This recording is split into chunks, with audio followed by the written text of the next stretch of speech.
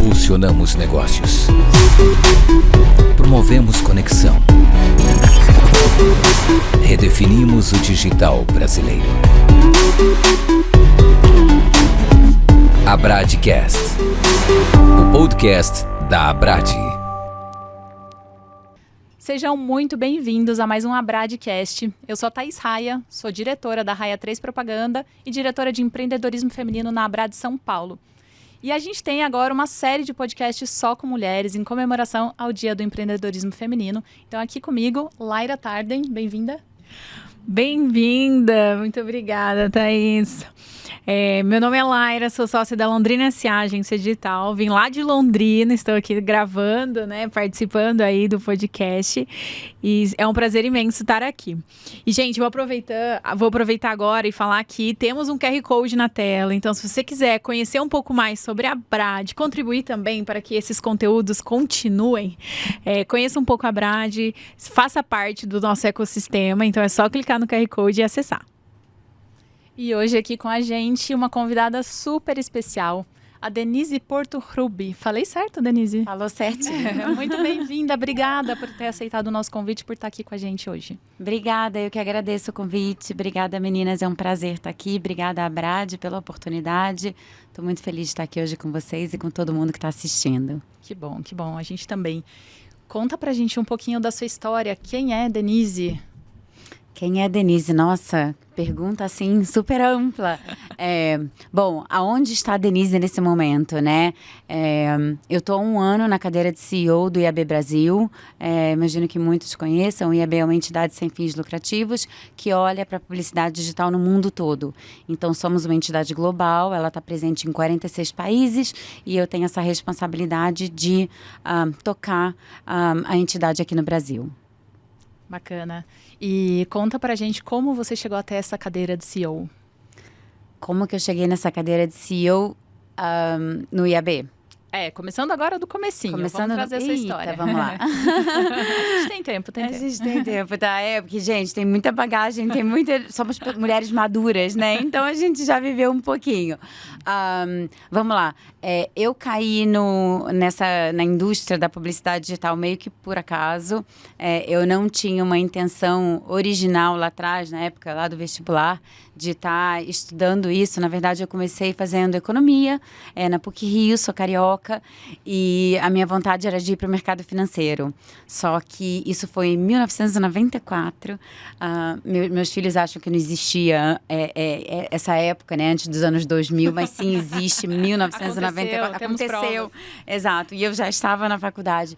E brincadeiras à parte, o que aconteceu foi, eu tinha uma vontade muito grande de ir para o mercado financeiro, e foi uma época, na verdade, muito importante na PUC-Rio, para a economia, porque foi o ano do Plano Real. E tinha muita gente envolvida na faculdade, o Edmar Baixa, Lara Rezende, enfim, envolvidas com a arquitetura do Plano Real. Então, o curso estava muito voltado para ciências políticas, na minha visão, né? E eu queria realmente ir para o mercado financeiro, acabei mudando para administração. E isso me trouxe uma amplitude diferente, né? Então, eu acabei vendo um pouquinho de marketing, um pouquinho de diversas outras cadeiras que fazem parte do curso de administração. E aí, comecei minha carreira na área financeira, né? Então, passei por várias empresas. Eu, inclusive, fui PwC, trabalhei na área de consultoria, em corporate finance, trabalhei em área de orçamento de empresa e fui mudando um pouco. E aí, um dia, meu marido trabalhava no Google e a gente teve um jantar de executivos para ir. Bom, eu falo com a parede, se deixar. Então, sentei do lado de um executivo e aí conversa vai, conversa vem, a noite inteira, enfim, deu afinidade. E aí ele comentou, olha, eu tenho uma vaga na estrutura onde eu trabalho, e é uma vaga para tocar um produto específico no Brasil. E, puxa, eu acho que você tem um perfil pela sua bagagem, pela conversa que a gente teve aqui agora. Então, eu te convido para aplicar para a vaga, se você se interessar.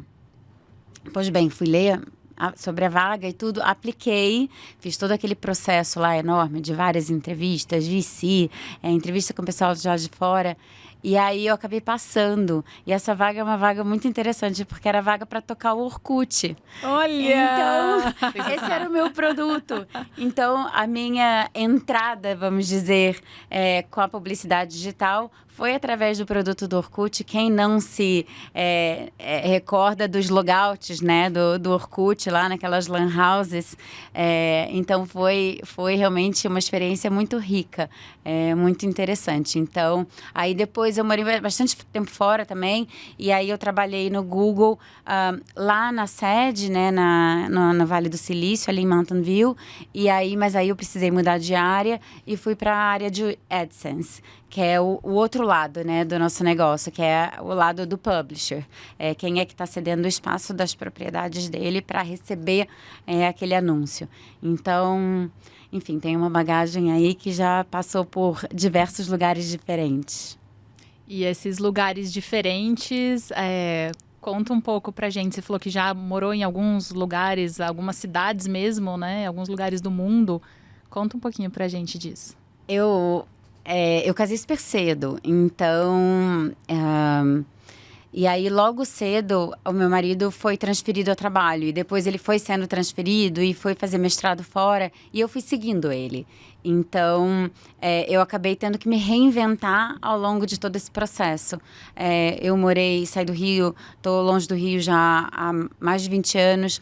Morei um tempo em Curitiba, morei quase 10 anos nos Estados Unidos, em lugares diferentes. Morei na Costa Leste, morei na Costa Oeste, passei um tempo em Washington, D.C. e sempre seguindo ele, sempre me reinventando.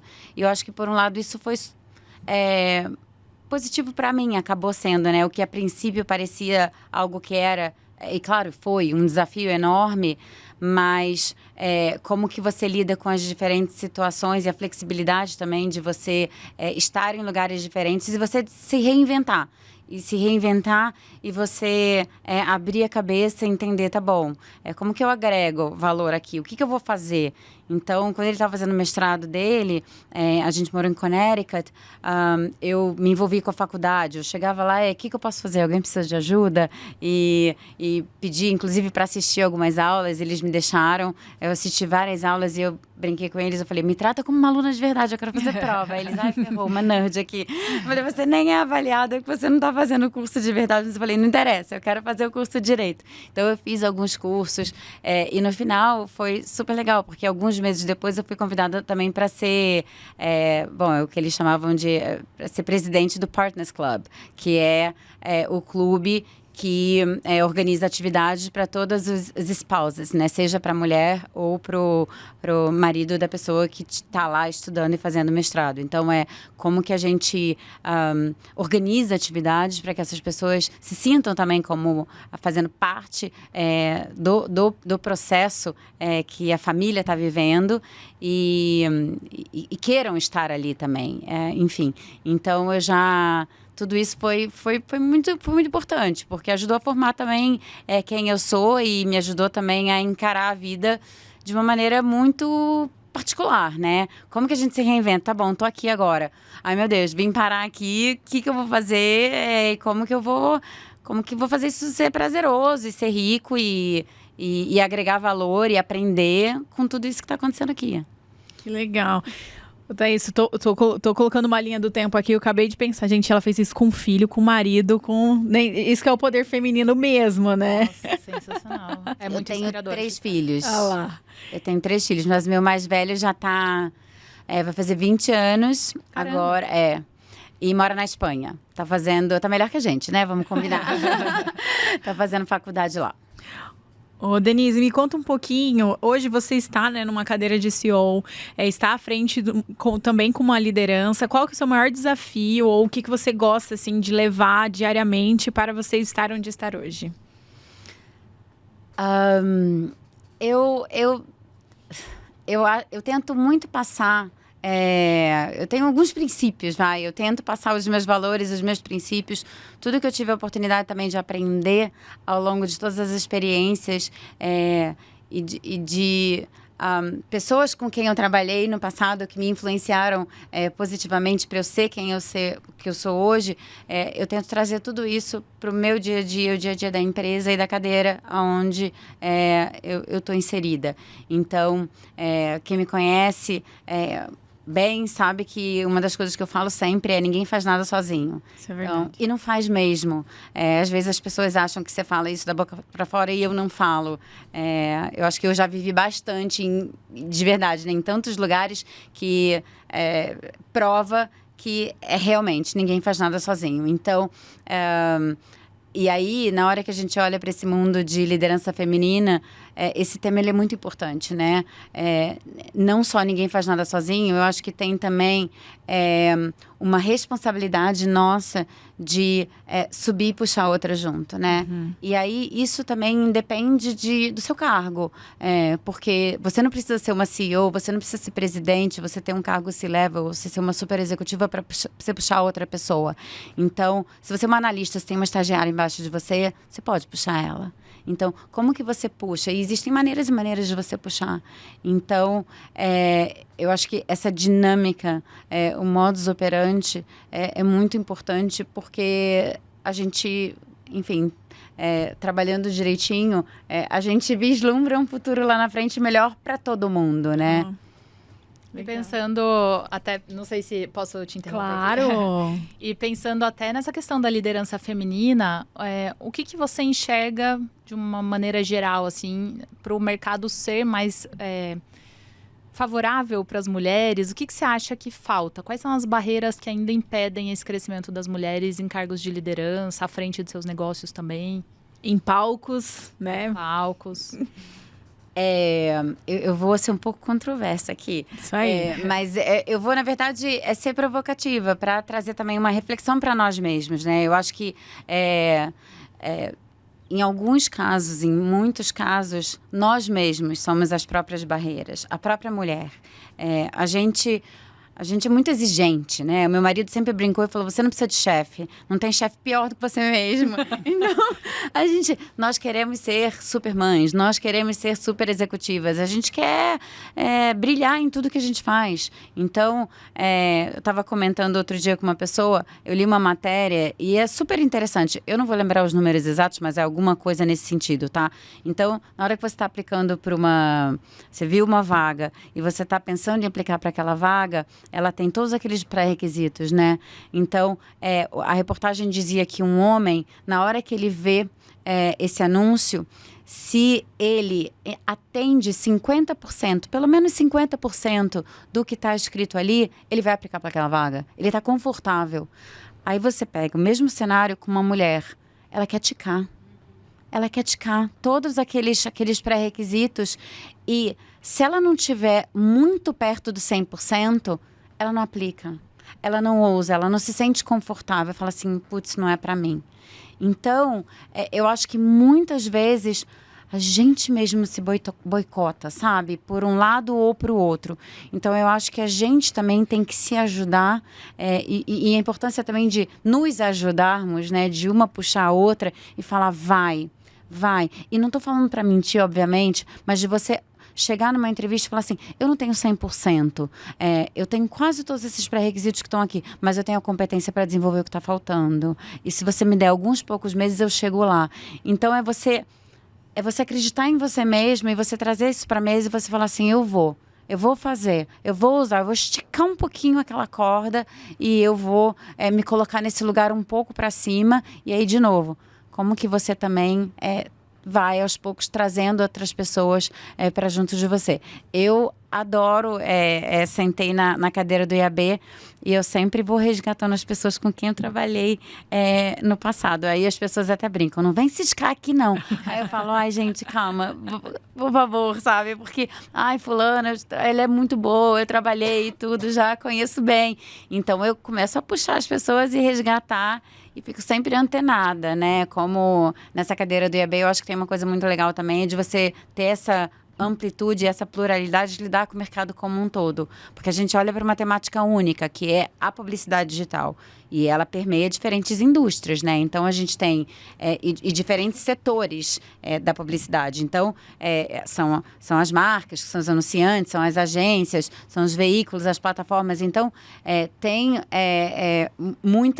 muitos players.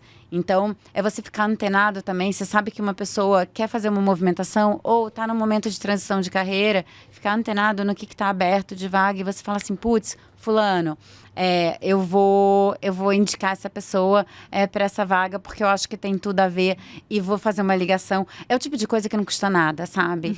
Então, a gente tem que fazer, a gente tem que criar esse hábito, sabe? De se ajudar. Eu acho muito legal as associações, os ecossistemas, principalmente a Abrad. Nós temos aí um ecossistema enorme de mulheres também que estão à frente de negócios ou também que querem contribuir ou fazer parte de algo. E a gente tem essa conexão, essas trocas. A gente tem também cenários onde a gente se reúne só mulheres. Eu participei de um também super legal, onde eu abro a minha agência e falo qual é o sistema que eu uso, como que eu faço para contratar.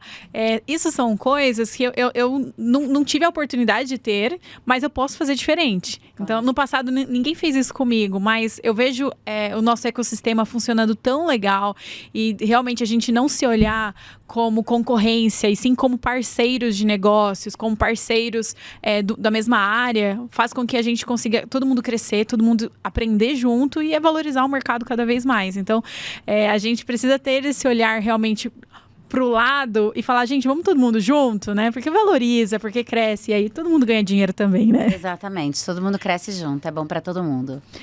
A IAB Brasil, ela é referência quando falamos de publicidade digital. Como você enxerga hoje o momento atual do Brasil? Momento atual do Brasil. Eu vou escolher um ponto específico que é bem delicado, que é políticas públicas. Só para contextualizar, acho que em 2018 o IAB monitorava, acho que 5 projetos de lei. Hoje a gente monitora quase 200. Que eles impactam, ou podem impactar, direta ou indiretamente, a publicidade digital. Eu acho que isso criou uma complexidade enorme na hora que a gente olha para essa temática de publicidade, porque o mercado está evoluindo bastante, tem muita coisa, como que eu vou dizer, nova, que é novo e que não existe... As regras não necessariamente foram muito bem estabelecidas, elas estão no processo de ser desenhadas. Então, na hora que a gente olha para influenciador, na hora que a gente olha para bet, então, existe um ecossistema novo aí. Então, eu acho que hoje em dia, na hora que eu olho para o universo de Brasil, de publicidade digital, eu acho que dá até para extrapolar para o mundo. Eu acho que essa temática de políticas públicas é uma temática que precisa ser olhada com muito cuidado, porque eu estive em Brasília, eu fiquei uma semana lá no mês de maio, a gente fez um evento lá, foi riquíssimo e muitas das conversas que eu tive fui no Senado, fui na Câmara dos Deputados, tive muitas conversas com relatores de projetos de lei, e muito da conversa sempre costumava começar assim, olha, eu não entendo do que o senhor faz, e o senhor não tem a obrigação de entender do que eu faço, mas eu acho que a gente tem a obrigação de levantar a mão e falar assim, eu não entendo, me explica. Me explica, porque às vezes qual é a minha maior preocupação? Você tá mirando no que você tá vendo, só que na hora que você vai dar o seu tiro, você acaba atingindo o que você não tá vendo. E aí o estrago ele pode ser muito grande. Por falta de conhecimento. Por falta de conhecimento, e é um conhecimento técnico que ninguém que faz parte da nossa indústria tem a obrigação de saber.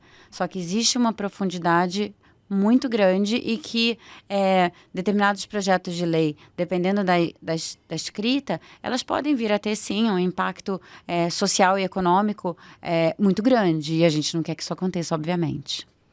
Falando em tendências aí do nosso digital, do futuro da publicidade, o que você acha que vai ser agora o futuro para uma tendência de consumo no digital?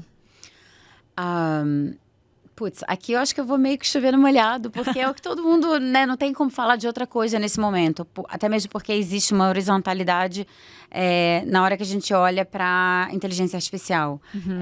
Ela está impactando diferentes frentes, formatos, meios, maneiras de trabalhar. Só que é interessante também olhar...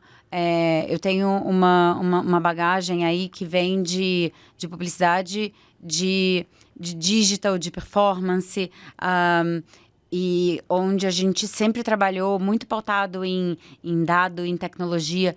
Então, a inteligência artificial, propriamente dita, como ela já existe há algum tempo, ela já estava presente no mundo da publicidade digital desde sempre, desde o zero. Então, na hora que você fala sobre modelo preditivo, quanto que essa campanha, quanto que você estima que você vai utilizar ao longo do mês, enfim, tudo isso utiliza inteligência artificial. Então, ela já está presente no mundo da publicidade digital há muito tempo. Na hora que a gente olha o Google, como que é todo o mecanismo de leilão, né? O bidding na plataforma, de novo, a inteligência artificial. Só que a gente está vivendo um momento que é dessa evolução da inteligência artificial. Então, hoje a gente tem uma presença da inteligência artificial generativa, a gente tem a inteligência artificial, os agentes, né? Agêntica. Então, tudo isso traz muito mais complexidade e, de novo, é novo, as pessoas não sabem até onde eu vou, cadê essa justa medida? Isso pode, isso não pode? Então, a gente está... E daí que vem a oportunidade e o desafio, né? Porque a gente está pilotando, trocando o pneu do avião enquanto a gente está pilotando ele lá no alto. Então, eu acho que esse é um ponto super interessante. E a inteligência artificial, ela realmente vem para mudar o consumo, né, tanto de mecanismos, tanto também nós que estamos do outro lado, também como agência, né? Então, vamos pensar 3, 4 anos atrás, o quanto que a gente consumia de inteligência artificial e o quanto nós estamos consumindo agora. E falando em futuro, realmente é uma tendência que a gente vai utilizar mais ainda, mas é isso, a gente tem que olhar também com cuidado para que a gente não queime toda a informação que a gente tem, que a gente não leve isso para algo que não seja realmente para o bem, para realmente a evolução da publicidade. E eu acho que fica também aqui, fica a dica, né? Mas eu acho que fica realmente uma mensagem importante, que é o seguinte, a gente precisa aprender a lidar, né? Como eu uso, como que eu tiro melhor? É uma ferramenta. Usar com inteligência. Exato. Como que você usa com inteligência, exatamente. E coloca ela para trabalhar para você. Então, a ideia, ela tá vindo para somar. Para fazer com que o nosso trabalho seja um trabalho mais inteligente, seja um trabalho onde a gente consiga ter um resultado mais interessante, muito mais favorável do que se a gente fosse fazer isso sozinho. Então, na hora que a gente olha para frente, e aí você estava falando em algum momento aí, né, de oportunidade, de para onde a gente está indo, e aí a gente olha para o próprio profissional, eu acho que no futuro, esse profissional que vai se destacar é o profissional que ele tem a ferramenta sob controle. É o profissional que sabe jogar junto com a plataforma e que vai tirar o melhor proveito dela para poder entregar o melhor resultado possível. Acho que o que de fato impressiona pra gente é porque antes essa inteligência estava na mão das grandes empresas. Então, como você falou, o Google já usa há muitos anos, mas agora está na mão de todo mundo.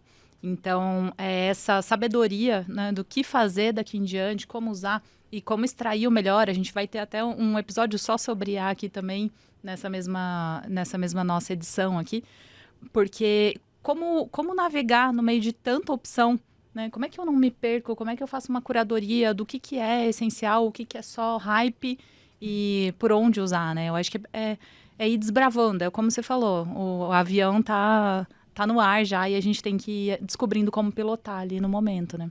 Exato. E ao mesmo tempo, eu acho que as políticas públicas também precisam se adaptar, né? E com regras, com leis, para que a gente consiga também nos assegurar do que nós estamos utilizando de inteligência artificial. Então, vem aí realmente um movimento inovador, mas por trás a gente também precisa ter um mercado que precisa acompanhar isso, né? Sim, precisam ter diretrizes claras, precisam ter boas práticas, precisa ter os como eles falam lá fora, né? Os do's and don'ts. Então, eu acho que é isso. Tem uma oportunidade e, ao mesmo tempo, um desafio enorme na hora que a gente olha para essa temática específica de inteligência artificial, porque eu acho que tem muito ainda para acontecer nessa frente. Sim. E quando a gente fala sobre as nossas habilidades humanas para lidar com a inteligência artificial, uma coisa que eu achei muito interessante na sua história, Denise, é que você tem esse perfil de ser uma pessoa com muitas soft skills, que se formou em uma área, que aprendeu sobre outra, que foi se desenvolvendo e criando contatos e aproveitando oportunidades. Então, acho que também a maneira como a gente encara esses desafios, essas oportunidades, vai ser decisivo para saber quem permanece, quem se destaca no mercado e quem não, né? Exato.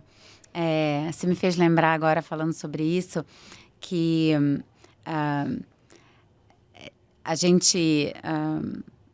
vou voltar para o tempo de Blinks, né? Que é meu xodózinho. Volta e meia eu vou falar... Peço já desculpas, porque acho que foi um trabalho muito bonito, que foi construído aí ao longo dos anos, a muitas mãos. E uma das coisas que a gente falava, né, na empresa, e a gente definiu como sendo parte da cultura da empresa, é a cultura do erro. É muito interessante porque a gente quer falar das nossas vitórias, né? Das nossas vitórias, das nossas conquistas, dos nossos acertos. Mas, às vezes, falar dos nossos erros é tão ou mais importante que... Porque daí que vem muitos dos aprendizados. Até mesmo porque para você acertar, você errou muito antes, né? Então, aquilo de você chegar lá e falar assim, olha, eu tô aqui, nossa, gente, o caminho foi duro. É que não necessariamente as pessoas estão vendo, né? Então, a gente tinha uma rotina de falar com a empresa inteira uma vez por semana. Toda sexta-feira a gente colocava todo mundo no auditório e aí tinha uma troca. E uma das coisas que a gente pedia para as pessoas fazerem, e cada um se voluntariava e fazia isso, era falar sobre algo que deu errado. Algo que não funcionou, eu tentei isso daqui, deu tudo errado, eu errei por causa disso, eu aprendi dessa maneira. Então, isso é muito interessante, porque... E a gente aprendeu logo desde o começo, principalmente nesse mundo de marketing digital, onde a evolução foi muito rápida e uma complexidade enorme, a gente precisa inovar. Só que para você inovar, você precisa estar disposto a errar. Porque como é que você vai inovar fazendo o mesmo? Porque o mesmo está garantido. Você sabe que aquilo ali vai andar bonitinho, não vai sair do padrão e seu arroz com feijão está ali perfeito. Só que não é aquilo que vai te fazer levar para um outro lugar, né? Então, precisa inovar. Mas você vai inovar, você vai errar. Então, a gente precisa falar sobre isso e a gente precisa estar ok. E deixar os funcionários ok com isso e entender como é que a gente lida com esses aprendizados, esses erros e quais são os desvios de rota, enfim, tudo que a gente precisa fazer em função disso. Então, você falou de soft skills e do processo e de como que a gente traz tudo isso, né, para dentro da empresa. Então, realmente, acho que são essas pequenas coisas que no final vão fazendo bastante diferença. Sem dúvidas.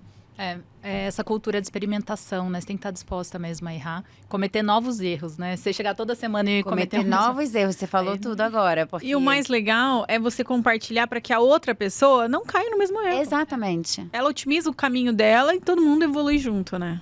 Exato. O que você acredita hoje que vai separar as empresas que sobrevivem ou daquelas que realmente crescem e performam no digital? As pessoas. Isso aí. São sempre as pessoas, gente. As empresas, elas são só aquela casquinha. No final do dia, são as pessoas que estão ali dando o seu melhor para fazer tudo aquilo acontecer.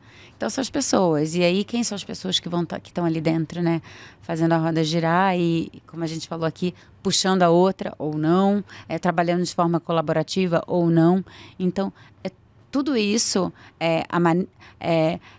essa cultura e esse modus operandi da dinâmica que as pessoas exercem no seu dia a dia, é isso que vai diferenciar A do B. Não tem nada muito diferente disso. São sempre as pessoas e as escolhas que elas fazem, os caminhos que elas escolhem seguir e o como, né? Como que eles vão fazer isso. Fica aí, Thaís. Temos que fazer ótimas contratações. Nossa, Que é um sempre. desafio. É um desafio. Acho que é para toda empresa, né? É um desafio aí fazer ótimas escolhas na hora de contratar, né?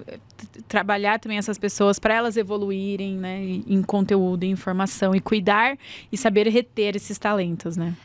Exato. E eu acho que uma das coisas que a gente sempre falou também é você contrata a pessoa pelo que ela é.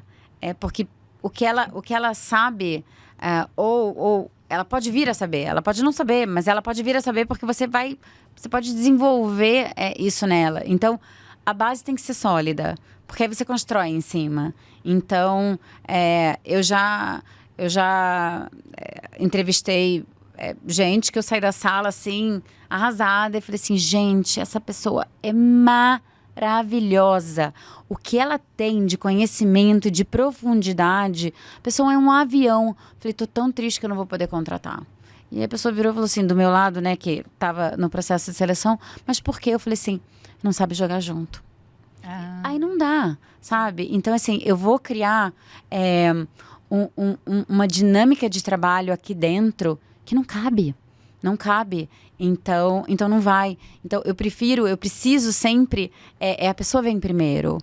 Eu tenho uma base que é sólida em termos de valores, princípios, maneiras de trabalhar. Porque depois, se ela não sabe o trabalho em si, eu boto ela para sentar do lado de alguém, para treinar, para fazer um curso, tá tudo certo. Depois a gente desenvolve. Então, isso realmente é complexo. Valores e comportamentos é muito difícil a gente moldar em alguém, né? Sempre prezo por isso também. São 15 anos de agência e no início eu buscava pela competência técnica, né? E aí depois eu fui percebendo que não era bem por aí. Eu contrato pelo comportamento, está alinhado com a gente.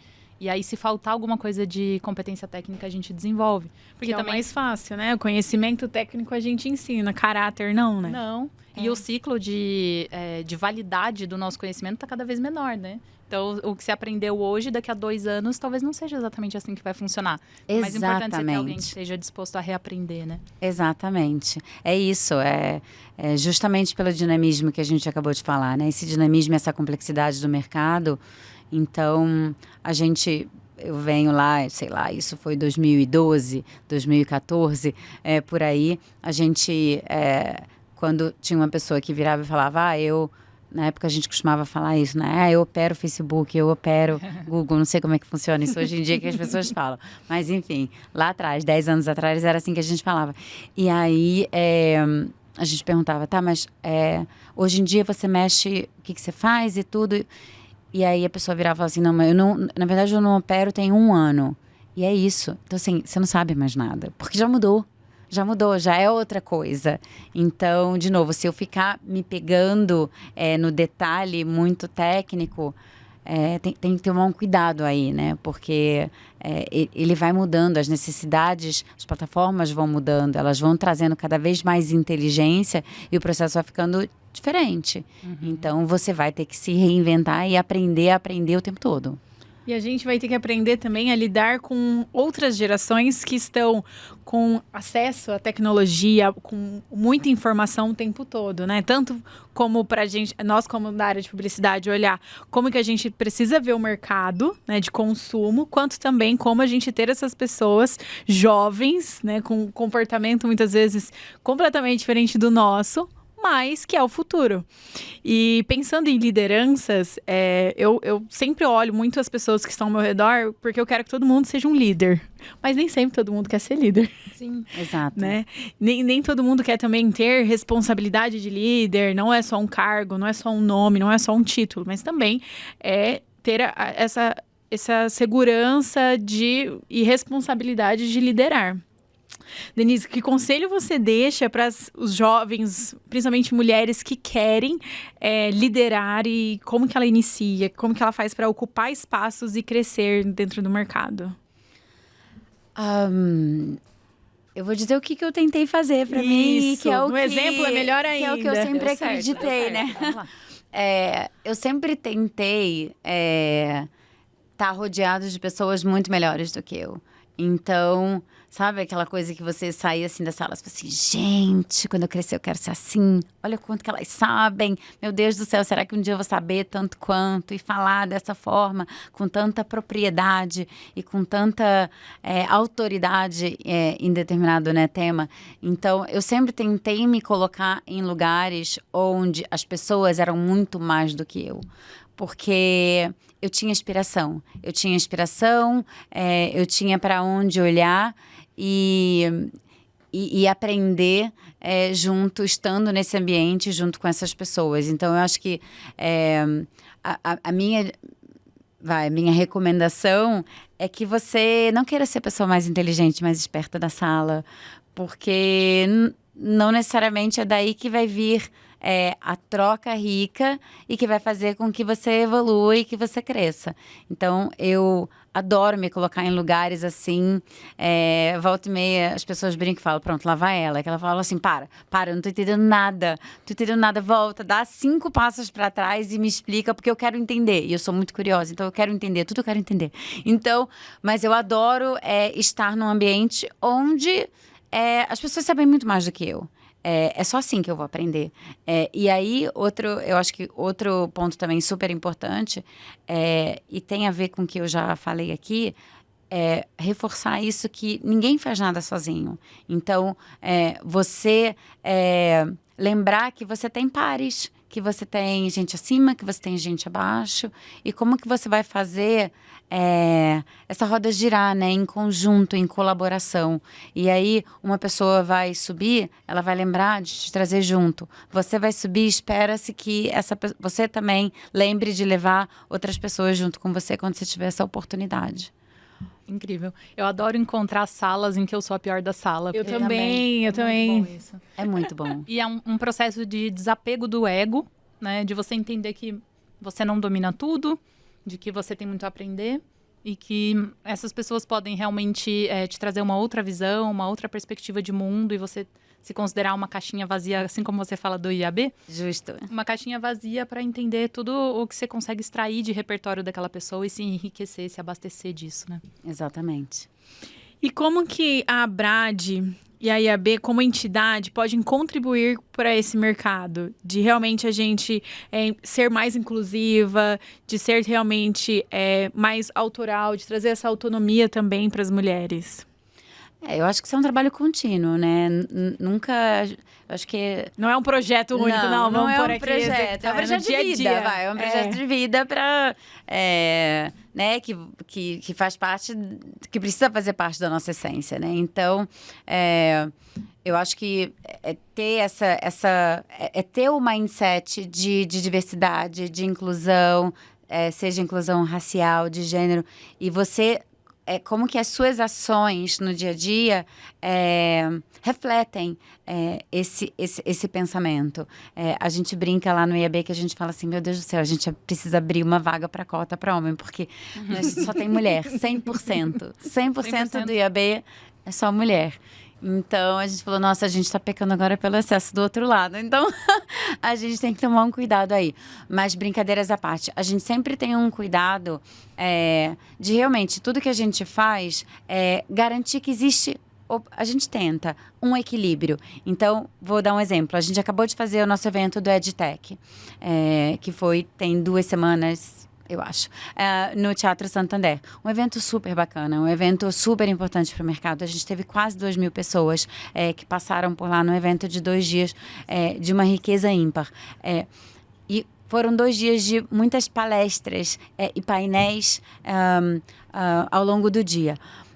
Quando a gente estava desenhando as temáticas e os painéis e pensando nas pessoas, a gente passava um a um e a gente olhava e falava assim... esse painel aqui só tem homem. Não. Quem que a gente vai trazer? Putz, mas aí essa pauta não cabe. Então vamos mexer na pauta. Como que a gente consegue mexer na pauta para garantir que a gente amplie um pouquinho e a gente seja um pouco mais inclusivo? Então a gente tenta. Então a gente fez isso ao longo desse processo, mexendo sempre que necessário para a gente garantir essa diversidade e essa pluralidade. E aí, olhando também para o universo de IAB, isso é super importante, porque até mesmo pela essência do que é o IAB. Porque, como eu falei, o IAB, a gente olha para uma temática única, que é a publicidade digital no mundo todo. Só que a gente está olhando para o mercado inteiro. E aí eu tenho uma diversidade diferente de, por exemplo, uma entidade que está olhando só para a agência, ou de uma entidade que está olhando só para anunciante. A gente olha para todo mundo. Então eu tenho veículo, plataforma, agência, e assim por diante. Então, quando eu tenho os meus comitês, a minha diretoria, o meu conselho, as pessoas, as meninas lá no IAB até brincam e falam, lá vem ela querendo o pie chart dela. Que é exatamente isso, é você olhar e falar assim, como que isso está equilibrado? Porque eu tenho que garantir que o que eu estou entregando para o mercado, ele realmente representa a voz do mercado como um todo. Mas se eu tenho no meu conselho ou na minha base, até mesmo de associados, um setor específico do mercado, eu vou estar falando em nome desse setor. Eu não posso deixar isso acontecer. Então, eu acho que em tudo que a gente faz, a gente tem esse cuidado de garantir diversidade, de garantir essa inclusão em todos os sentidos e no sentido mais amplo da palavra, para garantir que, exatamente, o que a gente entrega e o que a gente está apresentando existem diferentes pontos de vista e a gente não está sendo a voz de um lugar único específico. Nossa, parabéns IAB, parabéns Denise, porque Isso aí. Recentemente, falando com uma amiga, ela foi chamada para palestrar num evento e ela era a única mulher de todos os palestrantes. E ela falou, cara, tem tanta mulher boa na área que eu tô. E aí a gente volta naquele aspecto que você falou, que às vezes os homens são escolhas mais óbvias, porque eles se colocam mais nesses lugares, eles são mais arrojados, mais corajosos. E a gente acaba tendo uma postura mais tímida em alguns momentos, assim, mais modesta. E talvez não seja tão fácil encontrar uma mulher que fale sobre um determinado tema. Eu acho que vai do esforço de quem está coordenando esse tipo de evento, de falar assim, então, se eu conheço essa mulher, vamos conversar com ela para ver se ela não conhece outra para puxar? Exato. Porque às vezes você vai ter que fazer um esforcinho a mais, você vai ter que investigar um pouco mais a fundo, não vai ser tão óbvio, não vai ser o primeiro nome que você vai ter à mente. Principalmente quando a gente fala de digital, de comunicação, Exato. né? E você acabou de me lembrar, a gente, nesse evento que acabou de acontecer, do EdTech, a gente tinha desenhado um painel que a gente fez um gancho muito legal, que vamos olhar para o... do business influencer, tá? Então, é como que você olha, por exemplo, o LinkedIn e você vê o executivo da empresa assumindo um papel realmente de porta-voz e de atrair todo esse engajamento em nome da empresa. Então, a gente tem visto CEOs, CMOs com muitos seguidores e levantando a bandeira da empresa e assumindo papéis super importantes em redes como, por exemplo, o LinkedIn, que é uma plataforma muito focada no profissional. E aí, a gente tinha desenhado um painel e o título do painel, se eu não me engano, era mais ou menos assim. Como fica a autenticidade dos CEOs, a era da autenticidade dos CEOs nesse momento de influência do executivo influenciador, alguma coisa nesse sentido. Mas a gente colocou a palavra dos CEOs. Então, falava sobre a sua autenticidade, mas como que fica esse chapéu de executivo e esse chapéu é o PJ e o PF, e você está numa plataforma que é uma plataforma num ambiente profissional, mas você é você, e você está ali falando em nome da empresa. Então, como que fica isso, essa autenticidade toda? E o título era CEOs. E aí a gente queria equilibrar com homem e com mulher. E aí a gente estava com dificuldade de encontrar mulher, não porque não tem, tá? É porque estava tendo um evento, na verdade, até muito grande de muita gente do nosso mercado, do Google lá fora, e tinha uns outros eventos de liderança. E aí muita gente já estava comprometida.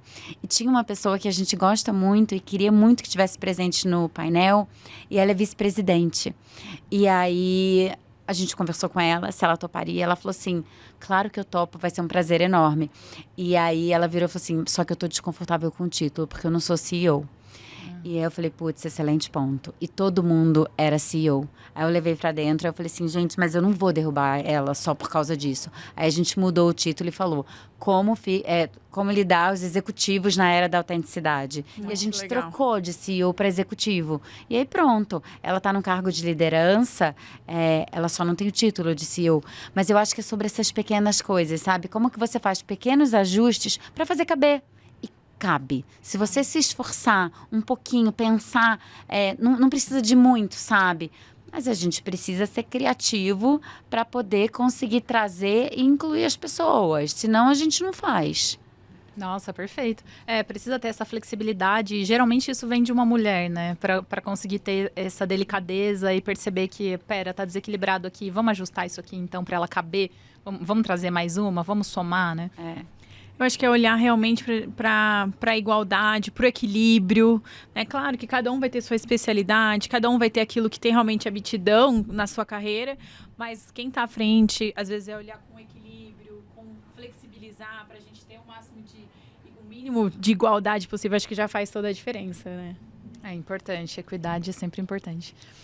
Denise, e olhando para a sua trajetória, assim, olhando para trás agora, quais são os principais aprendizados que você traz? O que forjou a Denise como ela é hoje? O que você acha que foi fundamental para isso? Nossa, eu acho que desafio e oportunidade andam junto, né? Então, eu acho que muitas situações nas quais eu fui inserida, que no D0 eram vistas por mim como sendo desafios e ferrou, o que eu vou fazer agora, acabaram se tornando grandes oportunidades. Então, eu acho que o fato de eu ter me movimentado bastante na minha carreira me permitiu ser uma pessoa... adquirir skills muito diferentes. Então, eu não sou uma especialista, eu sou uma generalista e eu precisei me reinventar muitas vezes. Então, essa flexibilidade, essa capacidade de aprender, reaprender e de entender como que eu agrego valor aqui, como que eu faço a diferença, como que eu somo nesse ambiente aqui que... sei lá, eu sou uma estranha, como que eu consigo fazer isso virar algo interessante? Então, eu acho que isso contribuiu bastante para eu ser quem eu sou.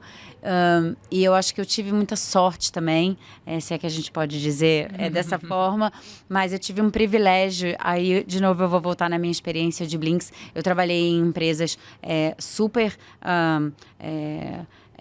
importantes, multinacionais e que me trouxeram uma grande bagagem, muito aprendizado.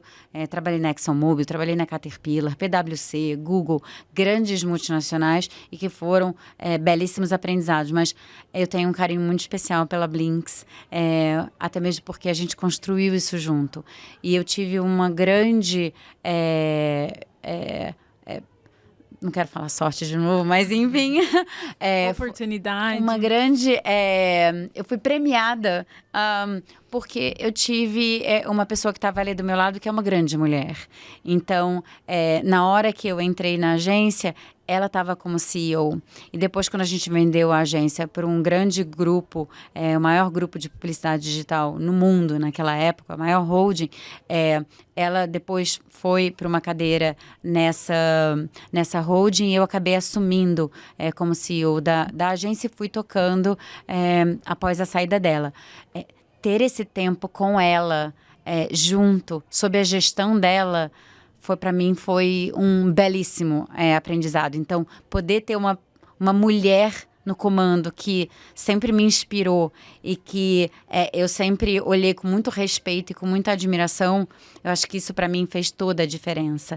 Então, ela me traz até hoje, que eu sou muito agradecida e tenho muito respeito e admiração por ela.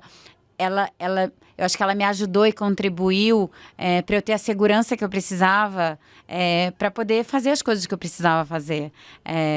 Eu comentei até com você em outra ocasião que quando chegou a hora de eu... quando ela foi para a holding, ela virou e falou assim... agora essa bucha é sua. Você vai assumir como CEO dessa agência. Eu virei pra ela e falei assim, Paulinha, mas eu não sou publicitária. Falei, você tá louca, amiga? Bota alguém aqui que entende desse negócio, que tem essa bagagem, né? Dessa indústria. Eu passei por muitos lugares. Eu sentei em cadeiras diferentes. A minha visão é de executivo. O que eu sei fazer é organizar negócios, é fazer crescer, processo, gestão, pessoas. Então, é algo muito, muito diferente. E ela virou pra mim e falou assim, justamente por isso que você que tem que sentar nessa cadeira. Porque aí deixa os outros profissionais trazerem a bagagem da indústria. Você vem somar com algo diferente que não necessariamente as outras pessoas estão aportando. Então, para mim foi um grande privilégio. Então, eu tive uma pessoa muito forte do meu lado que me inspirou e que me deu forças para seguir e querer sentar em determinadas cadeiras e querer fazer diferente, querer somar de forma muito positiva. Então, para mim, eu acho que isso teve uma influência e um peso enorme. Legal, incrível. Bom, com essa mensagem inspiradora, estamos concluindo o nosso episódio de hoje. Denise, muito obrigada. Se você quiser deixar algum recado, onde a pessoa que quer saber mais sobre o IAB ou se conectar com você, como que ela te encontra, que legal. À vontade. Eu agradeço a vocês o convite, foi um prazer, uma honra. Eu realmente acho que a gente tem que se ajudar, a gente tem que trabalhar junto, então, e o IAB a gente tenta fazer isso, né? Quem tiver interesse em se associar ao IAB, dá uma olhadinha no nosso site, pode me acionar no LinkedIn, estou super à disposição. E é isso, ficam então o convite para conhecer mais sobre o IAB e obrigada à Abrad pela parceria também com o IAB, super parceria, então obrigada. Perfeito, conte conosco, muito obrigada. Obrigada, Laira. Obrigada. E aproveitando novamente, né, quem quiser também conhecer sobre a Brad, contribuir aí para os nossos projetos estarem em andamento, tem o link, tem um QR Code com o link do site, onde a pessoa também pode acessar e acompanhar e também saber como fazer parte também. Eu acho que associar não é associar só em um lugar, né? Participar do ecossistema como um todo, para se conectar realmente com o mercado e faz toda a diferença. Exato. Com certeza. Conexão, informação, saber estar à frente do que está acontecendo no mercado, se atualizar. Então, seja muito bem-vindo para participar da Abrad também. Quem sabe você está aqui na próxima mesa com a gente, né? Isso aí! Obrigada, até a próxima. Tchau, tchau.